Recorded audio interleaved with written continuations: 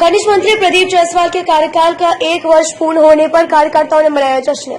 मध्य प्रदेश शासन के खनिज मंत्री प्रदीप जायसवाल के कार्यकाल का सफलतम 1 वर्ष पूर्ण होने पर कांग्रेस कार्यकर्ताओं ने बालाघाट में जमकर जश्न मनाया। वाराणसी के जय स्तंभ चौक के पास स्थित खनिज मंत्री के जनसंपर्क कार्यालय में बड़ी संख्या में एकत्रित हुए कार्यकर्ताओं ने आतिशबाजी की व एक दूसरे को मिठाई खिलाकर अपनी खुशी का इजहार किया। वहीं इस मौके पर सिविल अस्पताल में मरीजों को फल व ठंड से बचने के लिए कंबल बांटे। प्रदीप जायसवाल के मंत्री पद के 1 साल पूरे होने पर कांग्रेस कार्यालय में गरीबों को कंबल वितरण किए गए। तत्पश्चात एक दूसरे को मिठाई खिलाकर व आतिशबाजी कर बधाई दी गई। कार्यक्रम में ये रहे उपस्थित नपा अध्यक्ष विवेक पटेल, नंद किशोर सुराना, शैलेंद्र तिवारी, मनोज लिमजे, विक्की एडे, आनंद बिसेन, अशोक मराद सहित कांग्रेस पदाधिकारी उपस्थित रखे। बालाघाट से अर्चना पवार की रिपोर्ट। सरकार ने जो वचन पत्र में कहा था, लगभग ऐसे 100 वचन पत्र है। 100 वचन पत्रों में से 100 चीजें ऐसी हैं जिसका क्रियान्वयन आज दिनांक तक हो गया है। बहुत सारी ऐसी, जैसे शिक्षकों की बात हो, चाहे अतिथि शिक्षक की बात हो, चाहे अतिथि विद्वानों की बात हो, चाहे किसी भी क्षेत्र में जो भी बात वचन पत्र में लाई गई थी, जिस गति में, चाहे किसानों के कर्जा की बात हो, क्योंकि सरकार की हालत इतनी खराब है कि जिसको इकट्ठे सब चीज को वचन पत्रों में जो वचन माननीय कमलनाथ जी ने किए थे उसको पूरा करना संभव नहीं है, पर जो हो सकता है उसको वचन को पूरा करने का मध्य प्रदेश की सरकार और मंत्रिमंडल के सभी सदस्य कर रहे हैं। कांग्रेस सरकार हमेशा कर्ज माफी को लेकर, कन्यादान योजना की राशि बढ़ाने को लेकर, वृद्धा पेंशन को लेकर, अन्य चीजों को लेकर जो अपनी पीठ थपथपा रही है, बावजूद इसके ये तीनों न वृद्धाओं को पेंशन मिल रही है, नहीं, न कर्ज माफी नहीं। आप जो पेंशन की बात कर रहे हैं, किसान सड़कों पर निकलकर अपनी उपज का दाम वसूल करने के लिए आंदोलन, आप जो कह रहे हैं कि वृद्धावस्था पेंशन और चाहे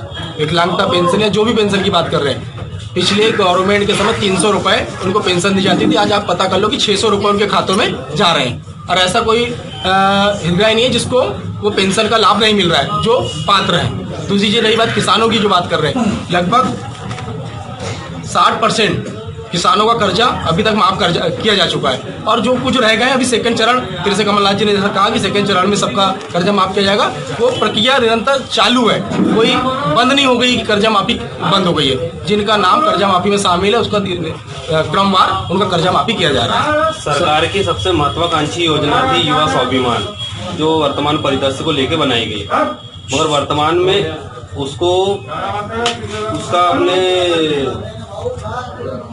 क्रियान्वयन नहीं हो पा रहा है सही तरीके से। नहीं, प्रकार से होना चाहिए। आप जो कह रहे हैं बिल्कुल सही बात है।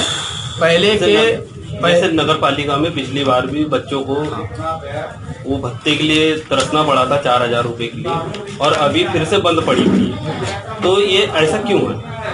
क्या है, इसके पहले जो योजनाएं बनी थी, जैसे चाहे श्रमिक कार्ड की बात करो, श्रमिक कार्ड के अंतर्गत जो लाभ देने की बात थी, उसमें ऐसे नामों को शामिल कर लिया गया था जिनको लाभ के जो पात्र नहीं थे। मध्य प्रदेश सरकार कमलनाथ जी बैठे।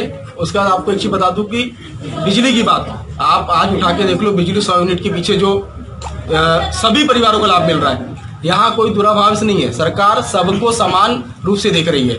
आज बिजली की बात करोगे आप, 100 यूनिट तक 100 रुपए का बिल आ रहा है, लगभग सभी परिवारों को लाभ दे रही। बात युवा वाले में काम चल रहा है।